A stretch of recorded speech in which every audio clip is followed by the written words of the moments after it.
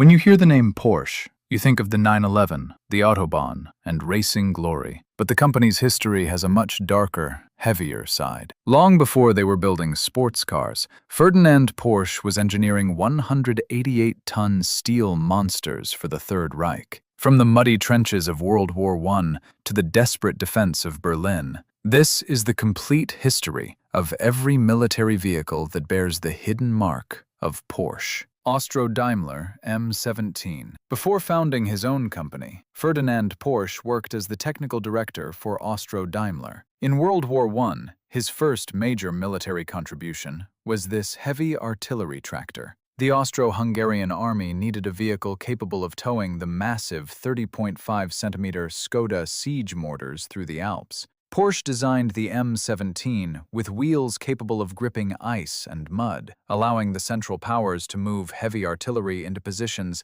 that were previously thought impossible. Seezug, Landwehr-Train. This was one of the first true hybrid vehicles in history, designed by Porsche during the First World War. It wasn't just a truck. It was a gasoline-electric road train. The lead vehicle carried a massive generator powered by a combustion engine, which sent electricity to individual electric motors on every single wheel of the trailer wagons behind it. This allowed the train to haul heavy supplies over soft ground without getting stuck, a concept Porsche would obsess over for the next 30 years. Kübelwagen Type 82. Often called the German Jeep, this is the most famous military vehicle associated with the brand. Based on the Volkswagen Beetle chassis, which Porsche also designed, the Kübelwagen was a masterclass in simplicity. It lacked four-wheel drive, but because the engine was in the rear, the weight over the back wheels gave it incredible traction. It was air-cooled, meaning it couldn't freeze in the Russian winter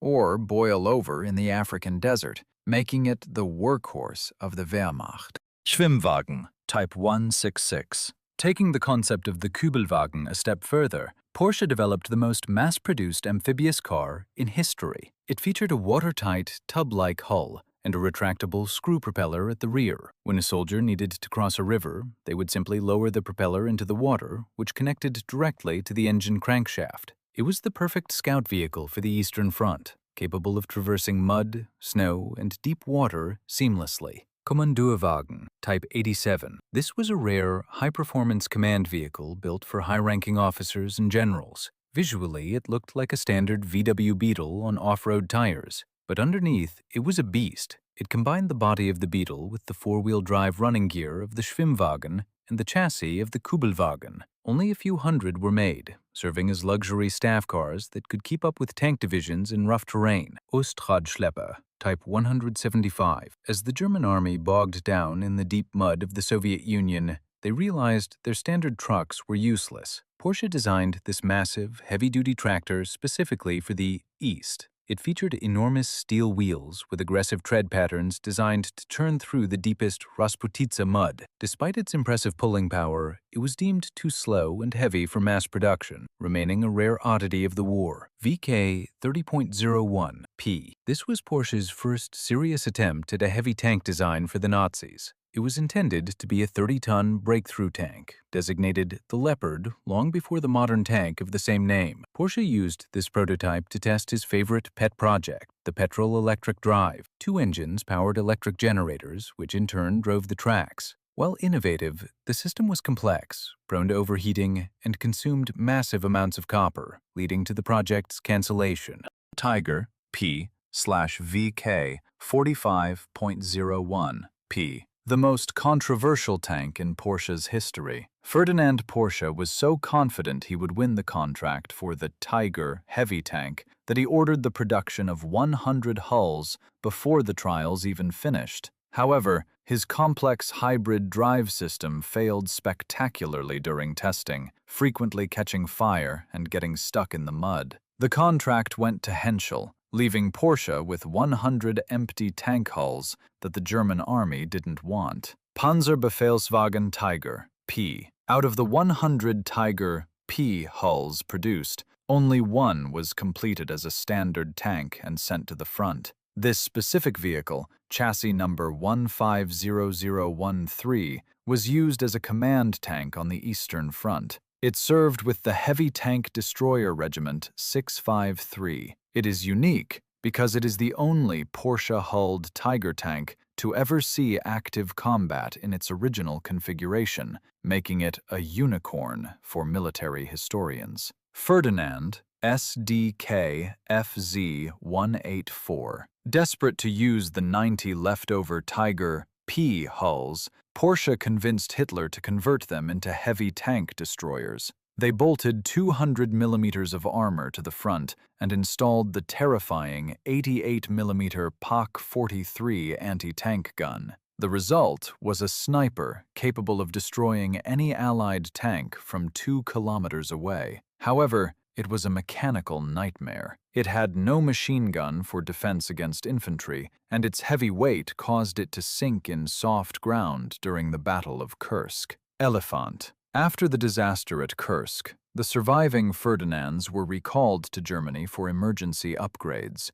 They were fitted with a hull machine gun, a commander's cupola for better visibility, and improved tracks. Rebranded as the Elefant, these 65-ton beasts were sent to Italy. While they were practically immune to enemy fire from the front, they were often abandoned by their crews due to mechanical breakdowns or simply running out of fuel. Bergepanzer Tiger, P. When a 65-ton Elefant broke down, normal recovery vehicles couldn't budget. The Germans converted a handful of the remaining Porsche Tiger hulls into specialized recovery vehicles. They removed the main gun and installed a small crane and heavy-duty winches. These rare vehicles were the unsung heroes of the heavy tank battalions, tasked with dragging the massive tank destroyers out of the mud while under enemy fire. Rammtiger, VK 45.01P. One of the strangest projects of the war, Hitler proposed a vehicle designed solely to ram through buildings and clear roadblocks in urban combat. Porsche designed a streamlined, plow-shaped armored shell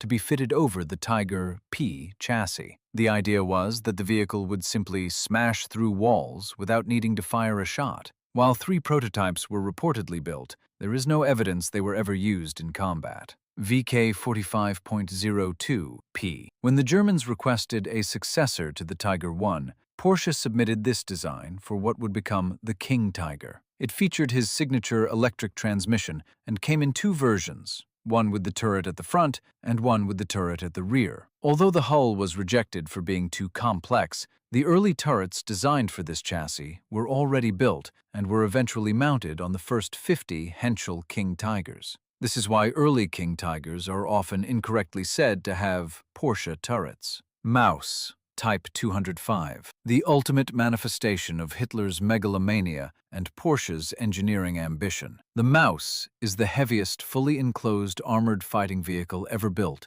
weighing a staggering 188 tons. It was armed with a 128mm naval gun and a coaxial 75mm gun. It was so heavy that no bridge in Europe could support it. Instead, it was designed to drive underwater across rivers using a snorkel. 2 prototypes were built, but the war ended before they could see combat. The Soviets captured them and combined the hull of one with the turret of the other. Porsche Type 597 Jagdwagen. After the war, Porsche returned to military design to compete for the new West German Army's light utility vehicle contract. The Type 597 was a 4x4 vehicle that looked like a cross between a bathtub and a 911. It used a detuned version of the Porsche 356 sports car engine. It was fast, agile, and could float in water, but it was simply too expensive to manufacture compared to its competitor, the DKW Munga,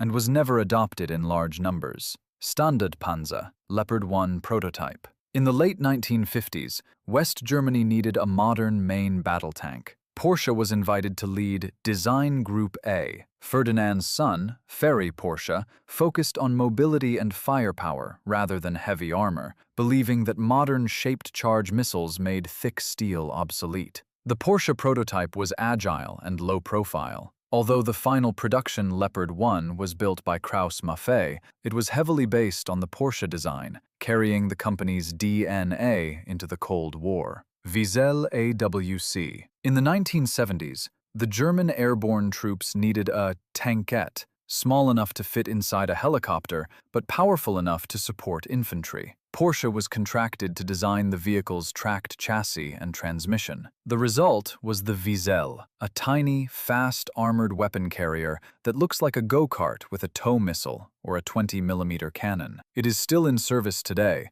proving that Porsche's military legacy has evolved from massive 188-ton monsters to lightweight, high-tech speedsters.